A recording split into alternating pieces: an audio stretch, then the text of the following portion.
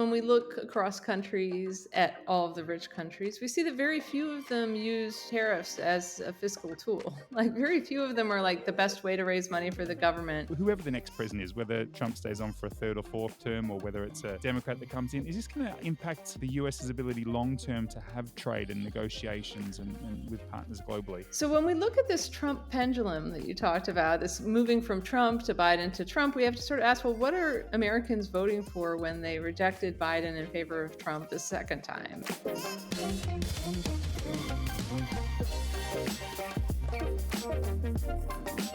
Hi, I'm Dominic Bowen, and welcome to the International Risk Podcast, where we explore the risks shaping our world and the decisions confronting politicians, business leaders, and senior advisors. And today we're turning to a topic that has returned to the center of global strategy, and that's tariffs. From Washington to Brussels, tariffs have really moved from the footnotes of trade policy to the front lines of political strategy. And our guest today is Professor Kimberly Clausing, and she's one of the world's leading voices on that shift, an economist who's had really influential thinking at the Peterson Institute for International Economics and worked inside the US Treasury and is currently a professor at UCLA. Now, I've been participating in conversations across European boardrooms, and the strategic engagements between business leaders, between politicians and their advisors, and in these places where tariffs are not just abstract policy, but they're levers of power. They're shaping investment decisions, supply chain decisions, and really redrawing the competitive map. This is a really, really important conversation. So today, we're not just going to unpack who pays for the protection,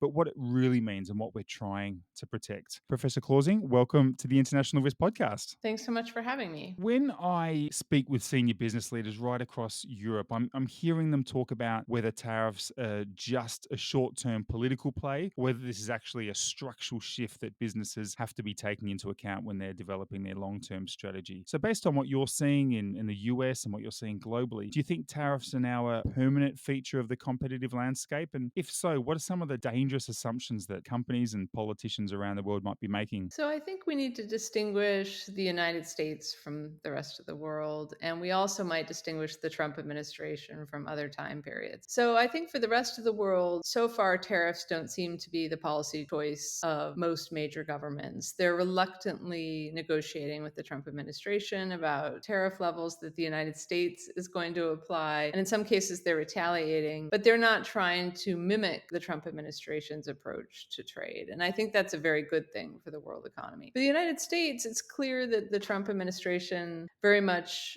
enjoys using tariffs as a policy instrument. They dramatically increased the use of tariffs even in the first Trump administration, but this Trump administration is using them a lot more. I would expect them to continue to use tariffs for the duration of the administration, although I would warn that some of them are under legal challenge, so the courts may have a role in this as well. Whether tariffs will be a long-standing feature for the United States as a whole, I think depends in part on what happens to the economy over the next year. My personal forecast is that we're going to learn a really tough economics lesson here in the United States and that tariffs will become discredited, but that might be in part my hope, and we'll just have to see how it turns out. Yeah, that's quite interesting. I mean, if we look at Q1 and Q2 results, there's obviously been a lot of people doing their imports earlier, and then of course leaning on their existing good, and of course that's impacted the GDP figures. There's the risk of us just blaming or allocating responsibility to just Donald Trump and saying this is something that Trump's always advocated for in the 80s and 90s, right through to now that he's in power. But is there something else that explains this shift, or is it just come down to one man? Well, certainly Trump has surrounded himself with advisors who share his views. I think it would be difficult to find such a shift in the economics profession, which has pretty uniformly rejected this policy approach. I do think there is a move toward populism, not just in the United States, but throughout the world. And so populism is taking this particular form in the United States at present. I think if you look at the polling data, though, people aren't enamored with tariffs per se. They just want something that is responsive to their concerns as middle class consumers and as taxpayers and as workers. And there's a lot of different ways to scratch that itch, some of which I think would be quite productive. We can think about investments that would help the middle class by providing better infrastructure and better community colleges and things like that. The problem with tariffs is I think they ultimately hurt the set of people that they're intending to help. And And I think, unfortunately, that policy instrument is creating a lot of havoc for the US economy and for economies around the world right now, and is unlikely to really help those that are looking to it for reassurance or for help. I think that's, we talk about democracy being the best of a bad bunch of political systems and the best of a bad bunch of options that we have. And, you mentioned this move towards populism, which isn't unique to North America. We're seeing it across Europe. We're seeing it in many countries. And sadly, for the last 20 years, we've seen a consistent decline in democracy around the world, with many more countries moving towards authoritarianism. And I remember I lived in Iraq for a year back in 2008 and 9, and it was amazing how many very well educated and senior Iraqis would say, we just wish Saddam Hussein was back in power. And the first time I heard it, I was shocked. But then when I heard it time and time again, people would just say, we want stability. Under Saddam Hussein, if you didn't get involved in politics, if you didn't go against the Ba'ath Party, you were generally pretty safe. Now, everyone's getting killed. Everyone's going missing. The economy is completely destroyed. It's dangerous. There's war. And so you understand. You might not agree with it, but you understand the logic. And of course, that's not unique to Iraq. We've heard many people in many countries make similar comments about just wanting technocrats or authoritarians in charge that provide stability. America's a long way from that, thankfully. You served in the Biden administration, and that was after Trump 1.0. The pendulum has been swinging in quite a few different directions over the last, maybe 16 years in the USA. What does this say about economic policy, and how can business leaders and those people outside the US, and of course, for all the criticism that people have of the US, everyone cares about the US. Everyone looks at the US, either looks up to it or at least likes to throw rocks at it. How should we be interpreting economic policy when you go from Trump 1.0 to a Biden administration and then back to now Trump 2.0? And we all knew what was coming. I mean, I've been giving briefings to business leaders in October, November, December of 2024, giving advice on what they should be expecting as European companies. And it's not because I'm brilliant or because the team of analysts are brilliant. It's because Trump was really honest. He was really honest. He said what he was going to do, and he's largely done it. So how should we be interpreting long-term US economic policy when there is these democratically encouraged, but there is these pendulum swings? Yeah, so let me tackle a couple elements of what you just said. I think first, there's this issue about democracy versus authoritarianism. And I certainly understand in your Iraq example, and for a lot of poorer countries, stability might feel like something that's worth giving up some freedom for. I think if you look at the experience of the world as a whole, however, the countries that are the most well off and that have most successfully extended prosperity to their citizens and have really enjoyed the highest living standards are disproportionately and almost entirely democracies. So I think one also risks in a rich country walking away from what's been an incredibly successful run of democratic freedom. And I certainly hope that the United States won't do that. I think that when we look across countries at all of the rich countries, we see that very few of them use tariffs as a fiscal tool. Like very few of them are like the best way to raise money for the government is to put a distortionary tax on consumers, only taxing imports and trying to make things that the country isn't well suited toward instead of importing them at a cheaper cost from abroad. You just don't see rich countries doing that. And I think that's for a really good reason. I think tariffs are ultimately a very distortionary tax because they're encouraging a country to specialize in things that it's not good at making. And that's a silly thing to do. And you might see tariffs being a useful instrument in poor countries simply because they don't have the tax capacity to figure out how to do an income tax and how to implement a sales tax, because they just have to tax things where they can see them. Businesses and ports are easy to find, but it's harder to find all the income in a primitive economy that doesn't have a highly sophisticated tax capacity. But in rich countries, tariffs have been discredited for a reason. So when we look at this Trump pendulum that you talked about, this moving from Trump to Biden to Trump, we have to sort of ask, well, what are Americans voting for when they rejected Biden in favor of Trump the second time or rejected Harris? And I think part of what was upsetting about the Biden administration for typical Americans is they looked at the inflation that happened in 2022 and 2023, and they said, we really don't like what this is doing to our standard of living. The inflation really hurt a lot of Americans' well-being.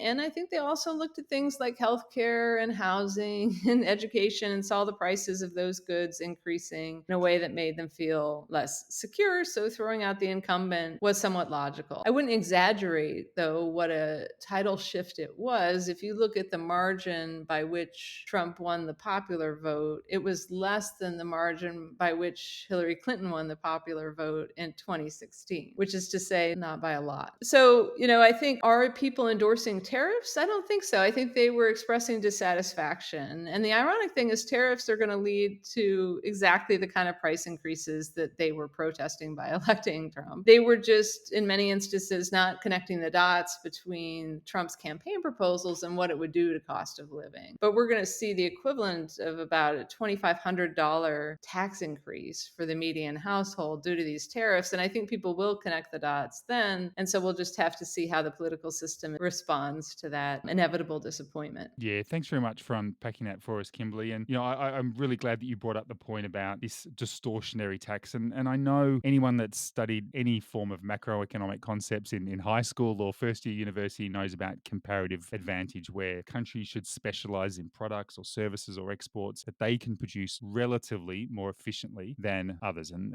this is where globalization has provided huge advantages for many, many countries. You mentioned that inflation was really hurting Americans, and it's potentially going to hurt them a lot more. And I think most economists are producing, I think you quoted $2,500. I think I've seen quotes as high as $3,800 on the average American paying per annum. So who benefits? Who benefits from the expanded use of tariffs? Where does the Trump administration, where do the economic advisors advising this administration think that the advantage is going to go to? So, one of the sad things about this tariff policy is if you look at the rationale, you will sometimes hear Trump administration officials or the scholars that support these views, of which there aren't that many, but there are some, argue that it's worth it to pay more at the store because what you're going to get is some sort of manufacturing renaissance. You're going to create the kind of jobs that we lost in heartland America, and you're going to get a lot of people working that didn't find productive jobs before. Unfortunately, I think that story is proving already and will prove in the future to be quite the opposite from what you would expect from tariffs. And part of the reason that we're not going to see those benefits is, I think, a simple misunderstanding of what tariffs do. Tariffs fall on all goods, and more than half of our imports are intermediate goods. They're goods that businesses buy in order to transform them and sell them again, right? So you're raising costs for businesses by making their imports more expensive. And we see this over and over again. Small business people who are sometimes,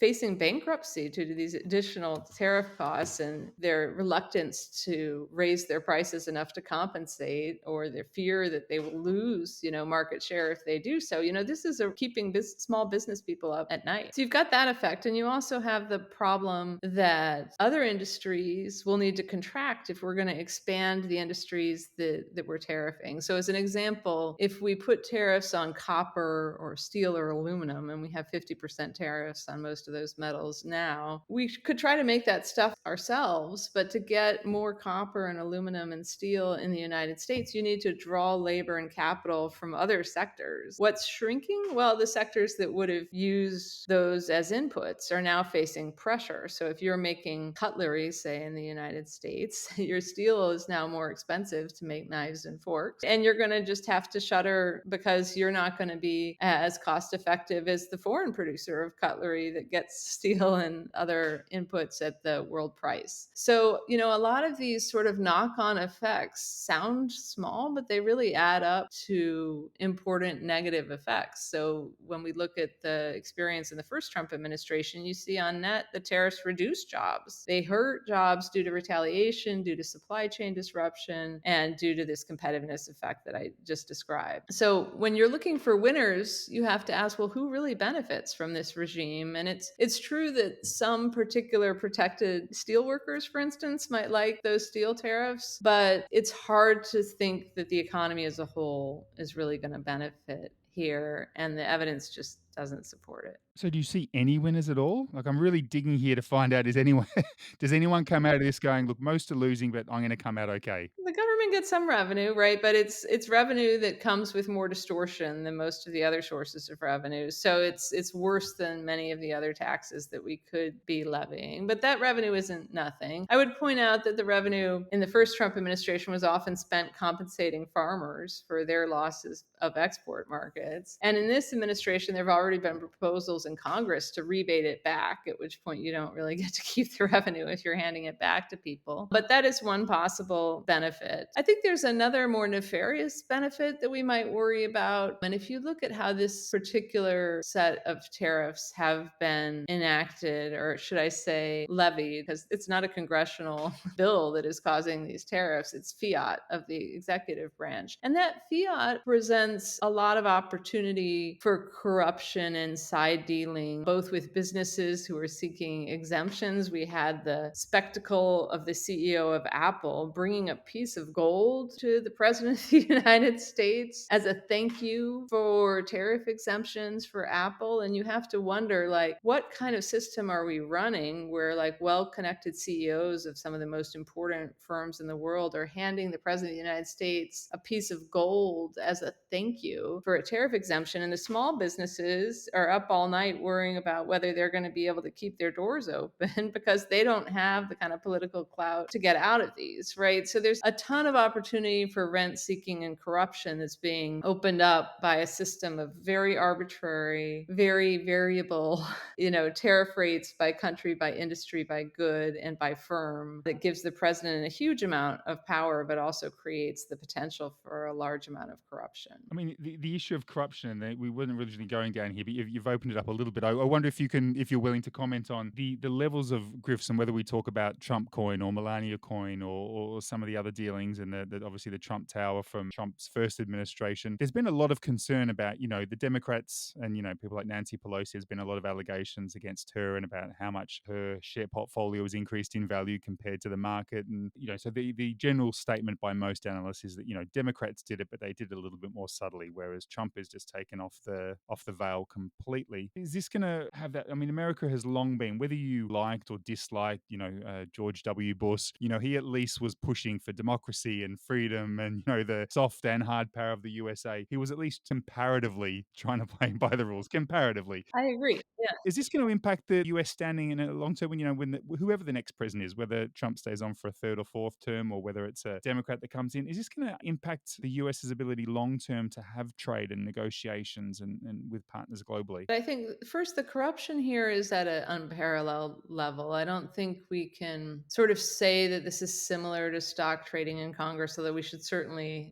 prevent, if it were up to me, we would prevent members of Congress from holding anything other than index funds and broad portfolios. I think that's a very simple fix to that problem. But the corruption here is really another level. And so I would be hesitant to say that this is like, oh, everybody does it, and this one is just more out in the open. This is just a completely different level. In terms of what that does to the reputation of the United States, I think unfortunately it's part of a pattern. It's not just that the United States looks a little less idyllic, from abroad because of these practices. It's partly the way that we're treating allies and friends over and over again. And the tariffs are really a prime example of that. We've taken countries like Korea, with whom we have a free trade agreement and a very close partnership and a very close friendship, and we've threatened their livelihoods with very high tariffs. And you could say the same thing about Japan. We don't have such a comprehensive free trade agreement with them, but they've been one of our best friends in all of Asia for a long time. And here we are,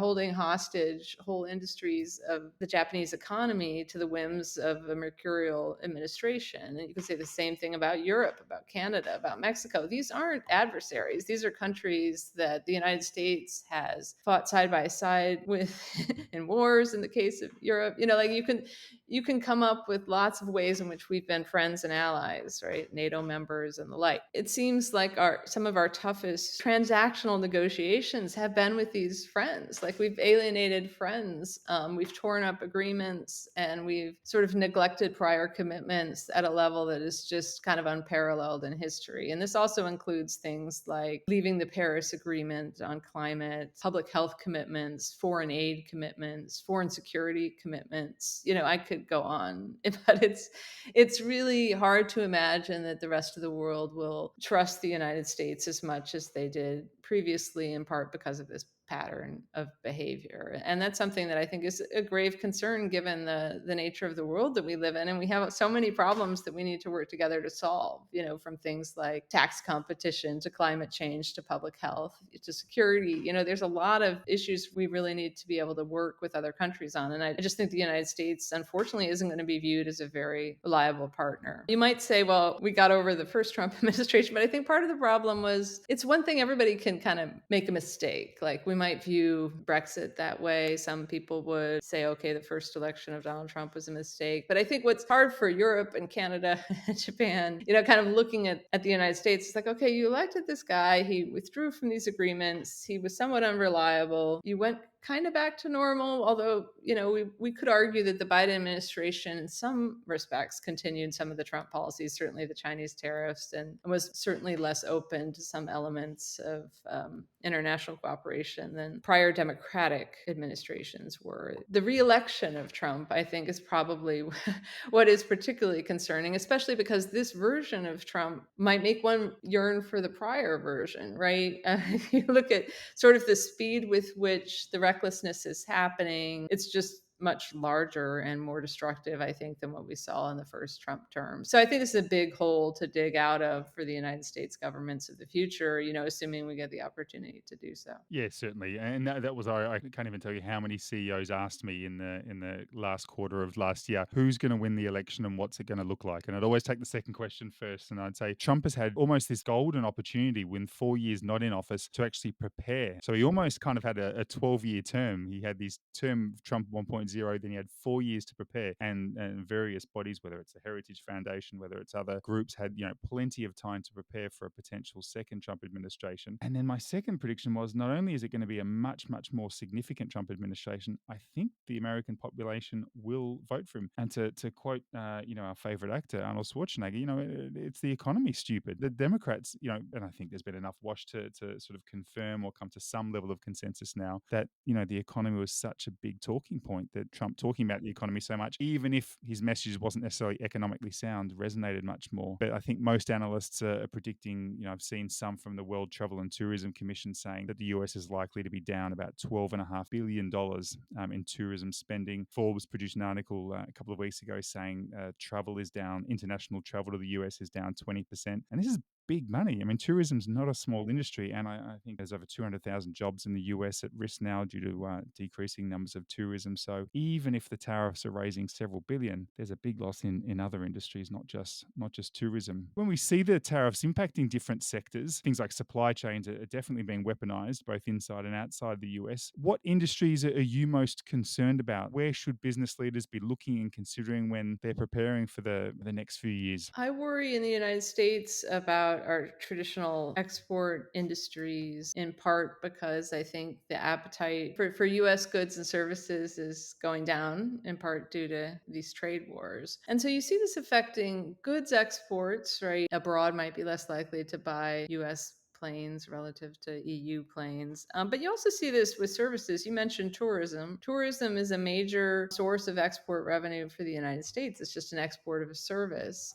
Higher education actually is a big source of export dollars for the United States. When foreign students come to the United States and study, we get foreign currency and sell them something, the service, the educational service. And foreign enrollments are down very substantially across US universities. And that's a big loss, not just to those students in those universities, but also to the future scientific and educational potential of the United States. Like our higher education system has been the source of a lot of basic research and development. This fueled the biomedical industry, high tech, AI, you name it, right? So stepping back from that frontier, not just by putting up tariff walls, but also by closing ourselves off from the talents of the world with this sort of discouraging attitude towards foreign visitors, whether they're students or immigrants or, potential business people of the future, that's going to hobble the United States as well. So I worry about exports. I worry about high tech. I worry about biomedical research, in part because it's getting hit both by supply chain disruption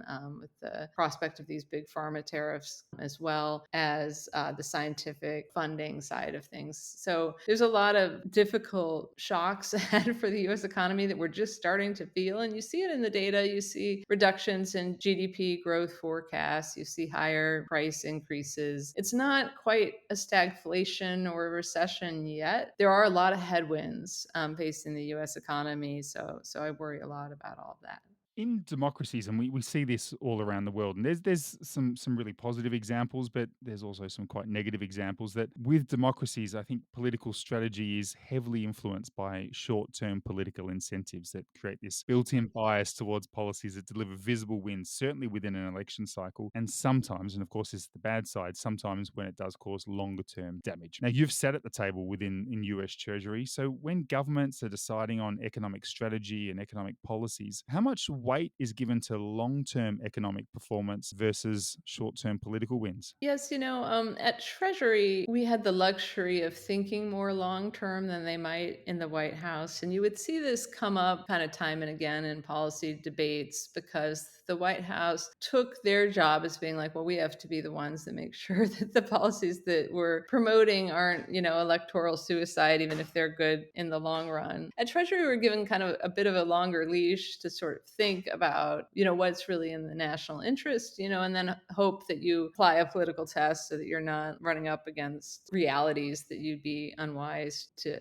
ignore. So I think there's some tension there. I'm not sure that the balance is always correct. I think as an economist, I'd be inclined to think at minimum we should make sure that the people in the White House have the full understanding of like what the right policy is before you get to that point where you apply the political lens and figure out, okay, this is the right thing to do, but it may not be possible. So how close can we get to it? I think sometimes in, both Democratic and Republican administrations, it's too easy to jump to the how do we get a quick win? Like what do we do about gas prices tomorrow as opposed to what do we do about the energy transition over the next decade? So, there's always that tension. I think at least in the Biden administration, I was under the impression that, we were trying to do the good policy in addition to promoting the electoral viability of the agenda writ large. I don't know that every administration does these things equally well. And I think some administrations in history,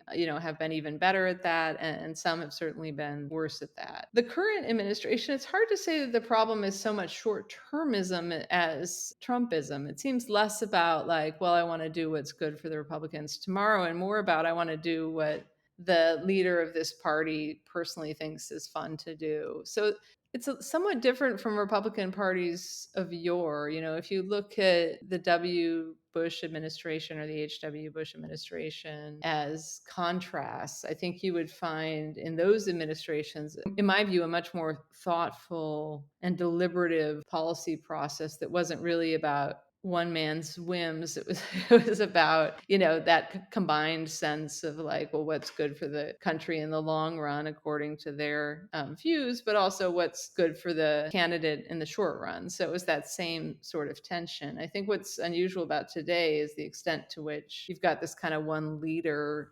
model driving things. And you even see Congress sort of stepping back from their traditional role and just kind of doing the bidding of the party leader, in part because I think there's a lot of fear that if you go against what Trump himself wants, that he will throw his hefty political weight behind opponents in primaries, for instance. And so I think that fear has really made this Republican Party kind of a shell of its former self. And so if we take that down to the street, very literally, if we look at the S&P as one of many types of measures of income or wealth, we saw about a 24% increase in 2023, a similar increase in 2024, and this year, despite the massive drop in April, I think we've had about an 8% year-to-date growth on the S&P so far. You compare this to the growth of middle class wealth in America over the same period, and from what I understand, it's basically level, which if you take into account inflation, it's probably backwards. And please, you're the expert economist, so correct me on my interpretation of that. But I wonder, with voter concerns about inequality, seem very justified. Concerns about offshoring, possibly justified, depending on your view on offshoring and nearshoring and globalization. But certainly justified concerns about economic insecurity. What do we need to do? What do we need to see from the world's leader, from the world's largest economy, the USA, and how should other countries be responding? But perhaps it'd be good to hear if we focus on America first. What should we be seeing there? Yeah, so I think it's interesting that you you talked about the stock market first, but one thing I would point out, even about the stock market trends, is that there's a lot of different things going on in the US economy. The AI boom is really responsible for a lot of the recent investment and run up in stock values. And if you kind of peel off the firms that have AI from the stock market index, it looks different. And if you look at the trade exposed firms, they have a less stellar record over the months that you're talking about. But let's take that a given. Let's say, okay, well, the stock market has been successful. What do we do about the inequality? And what do we do about the offshoring? I think inequality, there's some pretty straightforward fundamental things that you can do that aren't that fun to do, but that can be done and would be effective. The first example would be expanding support for the safety net and those at the bottom of the income distribution. And you can do that through things like an expanded child tax credit, which we saw in the early years of the Biden administration, cut child poverty in half. Unfortunately, it returned to prior levels because it expired. It was a temporary policy. But you can do that. You can expand the earned income tax credit, help make health insurance more affordable through premium tax credits and the like, right? And then you can also invest in fundamentals, things like community college is an excellent dollar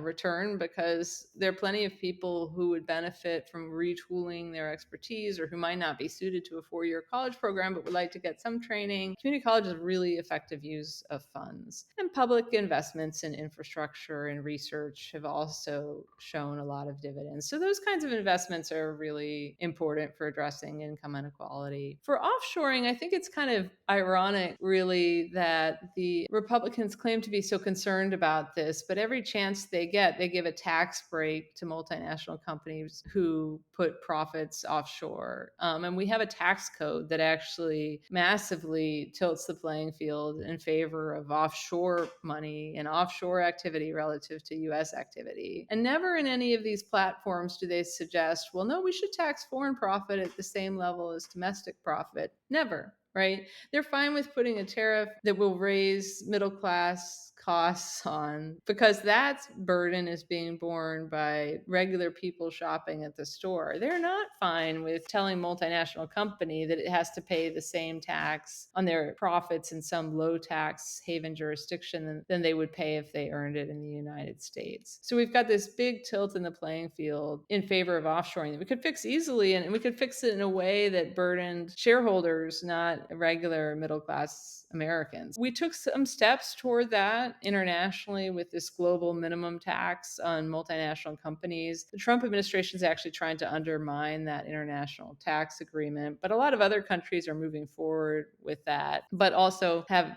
faced threats from the Trump administration that they're too aggressive about taxing multinational firms, that would be yet another excuse for tariffs. So I think the rest of the world is in a difficult position on some of these issues as well. Looking at these things, and I guess it depends on what news you listen to and what articles you're reading, but whether it's a big, beautiful bill or whether it's things that you just described, you would have to assume that the politicians that voted for these bills in the midterms would be severely, severely punished. But it will be very interesting to see what happens. Yeah, just very quickly on that. The amazing thing, if you look at that tax bill, the One Big Beautiful Bill Act, which is a kind of a terrible name, but if you take that and you combine it with the tariffs, you actually get that 80% of Americans end up worse off. They have less income. And which 80%? The bottom 80%. It's only the top 10% that show a different from zero positive effect. So it's really a reverse Robin Hood tax policy.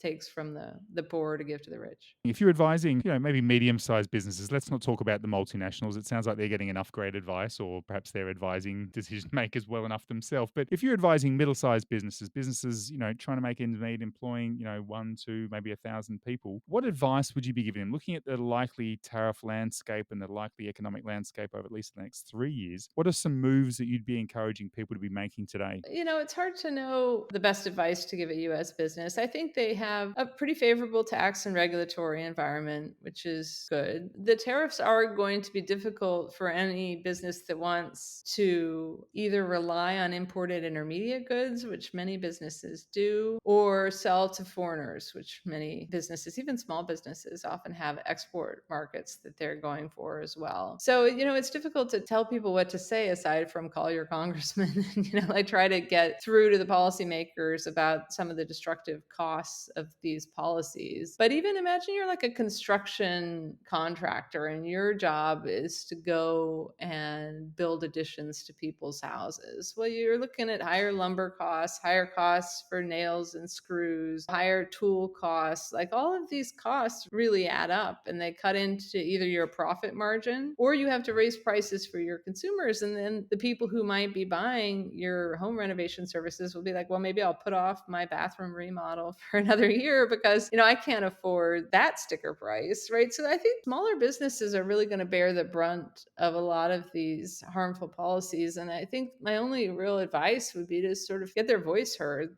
Small businesses are really good at lobbying the government. That's partly why they have such a good tax and regulatory environment. They're good at getting tax cuts. They're good at getting their voices heard. So this is a good time to raise your voice, and let people know that the tariffs are affecting you, so that people might rethink them down the road. Because I think this is going to really exacerbate the relative power of big companies compared to small ones. And we've already seen this in a lot of industries with the big companies getting more and more market share relative to the little ones. And you see this in the tax data too. Like tiny fraction of companies is responsible for almost all of the profit, whereas the vast majority of companies aren't really making that much. So I think, this is yet another area where the big guys are at an advantage because they can go give the president a piece of gold and get a tariff exemption, whereas the little guys may not have that ability. But they do have their ability to work together and to try to get their voices heard. So I guess that would be my first piece of advice. That's great advice. We're still living in democracy, so let's take advantage of it. And one question we always wrap up with our guests, Kimberly, is when you look around the world, and you've got a great perspective to be looking from, what are the international risks that concern you the most? That's a good question. I worry a lot about the next pandemic.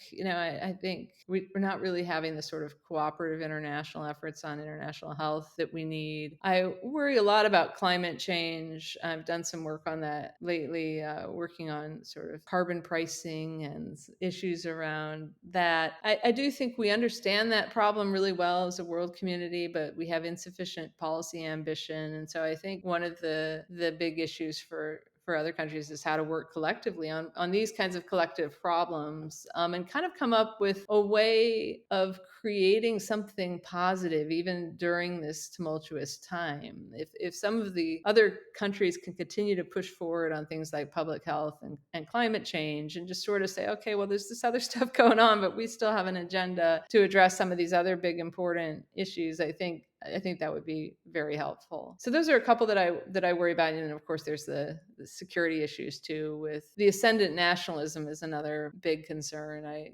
kind of hope that we don't end up in a troubled international security state than we already are. And it's not a particularly beautiful picture right now between Russia, Ukraine, and the Middle East and all these other flare-ups. But I think trying to keep those things contained and move toward peace is another really big goal. Yeah, thanks for mentioning that, Kimberly. I know the next pandemic is certainly something that we've had a few guests speak about. Ascendant nationalism is one that comes up very regularly, and the lack and the declining levels of international cooperation in various forums is also something that regularly comes up. So I really appreciate and understand that. And thank you very much for taking the time to come on the International Risk Podcast. Thank you for having me. It's been a good conversation. Well, that was a really valuable conversation with Professor Kimberly Clausing on the politics, economics, and international risks of tariff in an era of strategic recalibration. Professor Clausing holds the Eric M. Zolt Chair in Tax Law and Policy at the UCLA School of Law. Professor Clausing is also a non-resident fellow at the Peterson Institute for International Economics. This episode was produced and coordinated by Caterina Mazzucchelli. I'm Dominic Bowen, the host. Thanks very much for listening. We'll speak again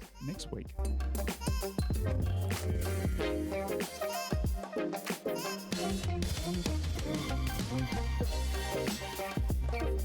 Thank you.